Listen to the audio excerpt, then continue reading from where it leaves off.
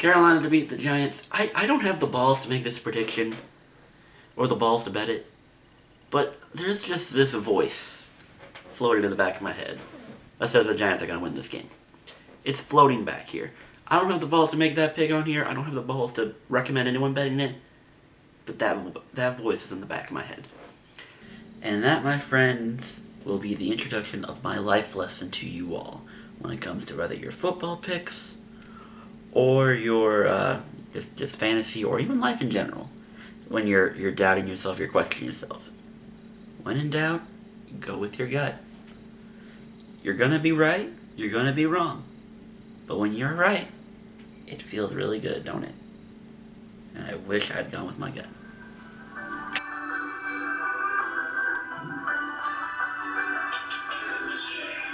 Hello everybody, and welcome to the Week 8 of the 2021-2022 NFL season and my prediction picks. I'm your host, Cody P. of the Blind Canadian Cat. I say meow, I roll intros like that you've seen. And I keep talking about wanting to make a new one, but I'm too lazy to make a new one. So maybe I should make one of y'all make me a new one. I mean, we had what? Liam made an intro for us a couple of years ago. Maybe I can pawn off one of the Discordian folks to make me an intro. Wouldn't that be nice? Maybe they can even make an outro. I know Eddie made the outro for these new videos nowadays. But I'm gonna stop blabbering now because I really want to get into these picks because I want to talk to y'all about something. And I find this really fucking cool. So last week we did all right. 9-4 straight up, 9-4 against the spread, 7-6 on totals. Primetime Cat Magic is back. 3-0s on both games, both Thursday night and Monday night. And I guess Sunday night too. We went 3-0 on Sunday night too, technically. So 3-0 on all the primetime games. So I guess that's 9-0 technically. But whatever. But no, I want to talk about these overalls right here. 76-31 straight up, which, by the way, I mentioned on Twitter. Holy fucking shit, I'm on a really good rampage on straight up right now. But look at this. Against the spread and over-under. I am over 500 on all three of these categories. Granted, I don't think I've ever... I mean, I don't know my week ones with over-unders, but I don't think I've ever been positive over-under anytime past week 1 or week 2. Or against the spread long-term, because last year was the only year I finished positive against the spread for the regular season. But we are into week 8 now. We have played, 107 games of the now 272 regular season games. And I am over 500. I'm over 50% correct on all three categories. And I gotta tell you, I'm blown away. You know, when you do these prediction videos, of course you're gonna try to make sure you get all the numbers right as much as you can. You're not gonna get there. You're lucky 60%. Like, if you get 60% on, like, straight up, good job. You had a good season. Not bad. Against the spread and over-unders, I think you're looking at 55%, maybe. I think that's the goal usually. I don't know the margin of, like, the median, the margin, or whatever, yada yada. I don't know what that goal is. But right now, to sit here right now, on the Week 8 video, to be above 500 on all three categories, we're by far, as a start goes to a season, we are by far having the best start of all my prediction videos. And I gotta tell you, I feel really freaking good. And shout out to Justin. I'm going to be referencing him a couple of times in this video today. A lot of these are without following the rule of 4. I have once or twice, or 3 times, I will try to say that. And I think there was like a 3-week span when I did follow it, that I went, I think, like I went, of the 4 games in those, I think I went like 9-3, 10-2 in the 12 games in the 3 weeks I followed that. Something like that, I don't know. I had a really good record doing it. And spoiler alert for this video, I'm doing it again this week. I have 4 games I picked. But I just want to talk about that. That's all I really wanted to say. Holy shit, we're looking really freaking good. Now, this is going to be like this for the rest of the season? Hell no. And if it is, then fucking I hope you're betting me or following my picks for the rest of the season. Because we are on a roll, especially straight up. I should freaking do a moneyline parlay. We got some good ones here, so. Anywho. But while being excited for that, I also got to be a little sad about some things. I have no problem with us losing to Cincinnati. that didn't bother me, but in the fact that we lost like that to them, and now I got Nathan out here talking about, well, at least the Vikings only lost by 3 to them. Yeah, that was week 1 when Pittsburgh beat Buffalo and the Saints put up 38 and held the Packers to 3. Play Cincy, Minnesota, and Green Bay, Nola, and Pittsburgh, and Buffalo again. Play those games again. I guarantee you it's not the same result. But anywho, in the spirit of getting our asses whooped, and spoiler alert, also going 1-3 to fantasy, today's drink of the video: vodka shots.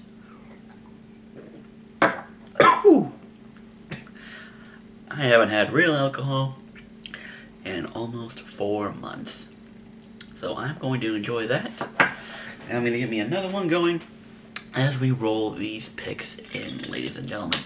Get ready for 15 games with Baltimore and Las Vegas on a bye week. Starting off with me taking Green Bay to upset Arizona on Thursday night. Yes, I am completely well aware that both Devontae Adams and I believe Alan Lazard now have been essentially ruled out of this game with COVID. I don't care. Because, yes, Arizona is a great team, and if not for the Rams, would probably finish in the top 3 seed.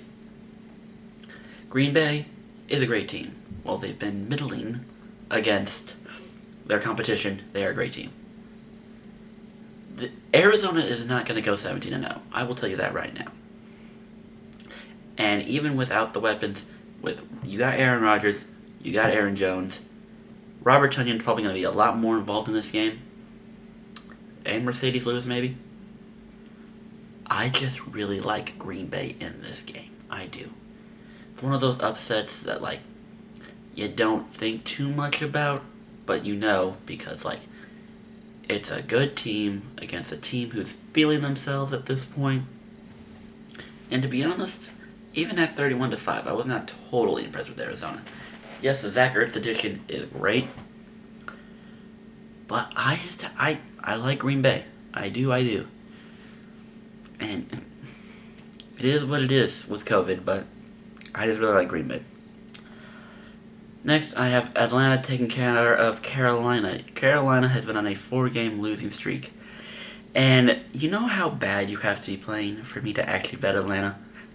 Come on, Carolina. I have been making a strict policy to not bet Atlanta. And with how god-awful you are performing, I can't. I cannot do it with you. You're gonna be the new Philadelphia for me.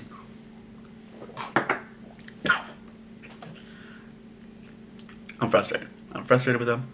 I'm annoyed. I don't like them. I'm taking Atlanta. Cincy to blow out the Jets. I don't know who the Jets have made their start yet. I've been made well aware of the news that the Jets traded back to get Joe Flacco. Now with Zach Wilson going to be on in a couple of weeks. So, do they start Mike White this week? And then I think next week the Jets are on a Thursday night football game. Does Joe Flacco get to play? Who knows? I'd like to see him play. I just found out Joe Flacco right now is currently 19th, I believe, on the all-time passing yards. I want that boy to get some more starts. I want to see him end his career in the top 15. I do. So, whether it's the Jets or someone else, please give Flacco a starting job. I want to see that boy go back up in the passing ranks. And right before I actually hit record, I put out a tweet about passing yards. So I want y'all to go look at that. Because, yay for Matt Ryan slander. But no, Cincy is a real deal. And if they're going to do that to the Ravens, then Lord have mercy on the Jets and whoever is starting. Lord have mercy. Rams and Bills will both blow out their competition, Houston and Miami. I am telling you right now, the Rams and Buffalo combined win margin over their opponents maybe double their combined spread of their game at 14.5, 13.5. So what is that? That puts it at 28. They will combine win those games. Their victory margin combined will be, what would that make it? That would make that 56? 56. That is my bold prediction of the week. I don't know if it's that bold, but we're going to go with it, and we'll come back.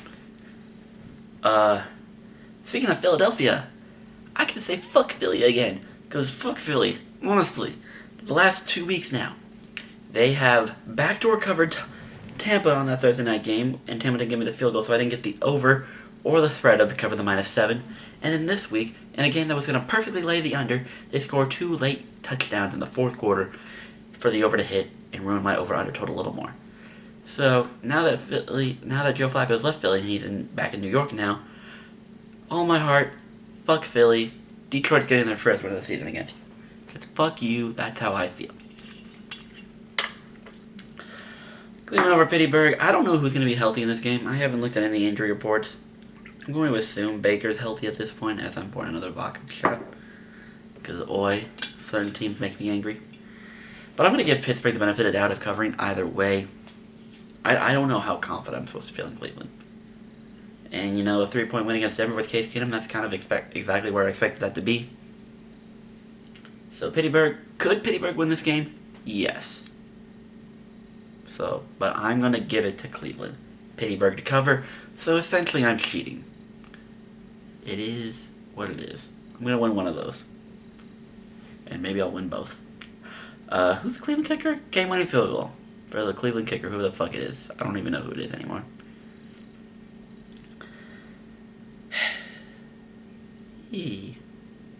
San Fran. I'll give you the win over Chicago. The part of me that does think Chicago might win this game. This was a 50-50. I even asked Travi. Travi doesn't know much of anything. As much as Travi claims he's a football fan, he doesn't really pay attention to much. So, I don't know. But I'm going to roll with San Fran. I think they are better than the 2-4 record. They had some injuries, bad luck, yada yada. Chicago's a mess, and I don't trust Matt Nagy. There. We're taking the Niners. Titans over the Colts. Colts might be good. Titans are better. End of discussion. As far as the rule of 4, I'm going to throw Jacksonville over Seattle. And then another thing about Justin, I feel like he reads my mind sometimes. Or like, me and Justin are on a wavelength, I think. Because every time I think, ooh, I'm going to pick this upset because I'm going to be cool, he comes back. He makes his videos before me. Because the bulk of my work schedules tend to be that Monday, Tuesday, Wednesday. So if I want to do these videos, I had to do them Tuesday evening or Wednesday evening. And then he just is out there Tuesday morning with them. So, it's whatever. I don't sound cool now. But I'm going to take Jacksonville too, because at this point, Geno Smith has 0 offense. And at this point, Seattle has no defense. And the only reason they look like they had a defense is because, who were the last 2 players? Ben Roethlisberger, who should retire at the end of this year. Ben, do yourself a favor. Preserve the legacy you have. Retire after this season. You're a Hall of Famer for most people. I think it could be argued, but for the most part, he's a Hall of Famer. Just call it a career. You don't have it. And then Jameis Winston, at this point, we're not too strong on him, to be honest. So it is what it is. So we're going to roll with Jacksonville, and either way, I think you can get away with 3.5. I think you can. Seattle might win this on a field goal. Maybe if Jason Meyer wants to make kicks. I don't know. I didn't get to watch the game, but I heard he missed kicks, so it is what it is.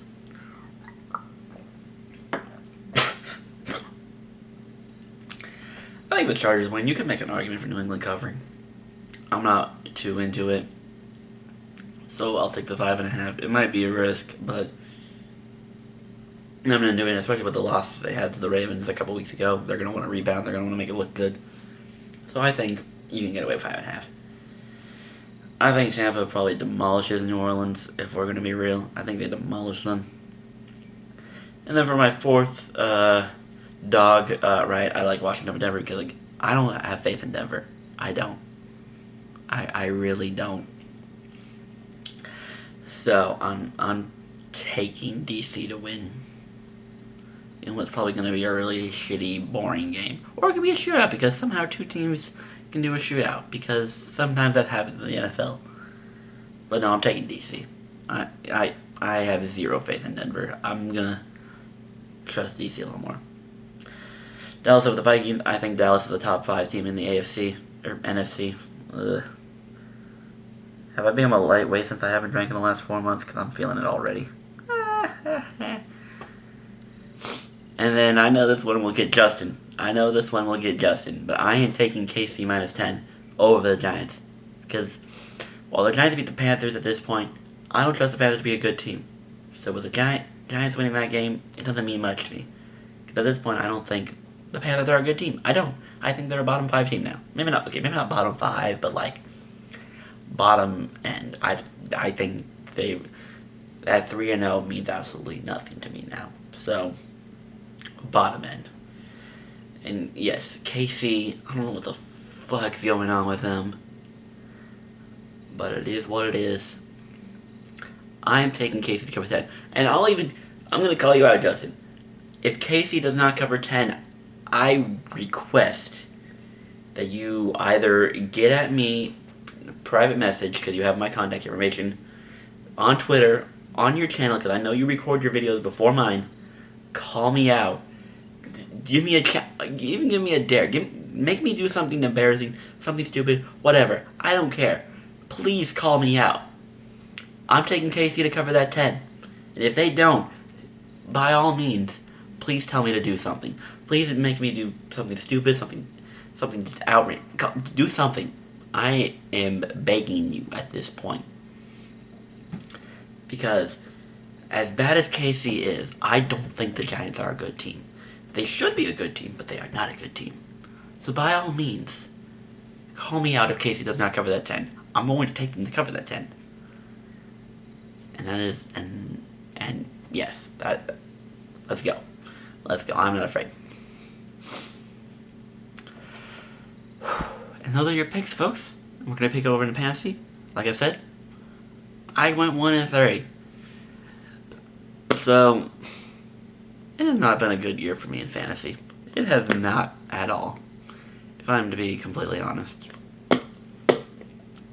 But the one win I did get was in Sleepers, so we did not end up giving Chris his first win. So now he's 0-7, and now I get to laugh at him. Because I swear every year he is always underrated in fantasy, but I guess in the Progs League he's actually doing really good this year. So you know what? Maybe I'll give him his credit that he deserves. It is what it is. But next week for week 8, I got Nathan, who right now me and him are the 4-5, although 6 and 7 also have the same record as us. So either way, it could mean more or less something for our season. Dylan in the Progs League, who's been one of the better teams, so I've practically cashed in the Progs League. I mean, I'm debating whether or not to pick up a tight end in the thing, because we charge per transaction, and my backup tight end broke his hand. So, whatever. I get Jay, my fellow Oregonian, in the Discord League. And I get Carmine, who I've been interacting with on Twitter a little bit lately. I mean, not fully, but like a little bit here and there. I see him on Twitter more often making predictions and yada yada. I was going to give him a shout out on Twitter, but I didn't know if he was private. I don't know. But he's also a Philly fan, so I hope I win, so I can say fuck Philly even more. That's the goal, that's the hope, that's the dream. Whew. Anywho, that is going to be all from me today. Thank you for watching this video. God, I hope sober me, because I'm already feeling it. Woo-wee. Has a plan for this, or at least makes us look relatively decent.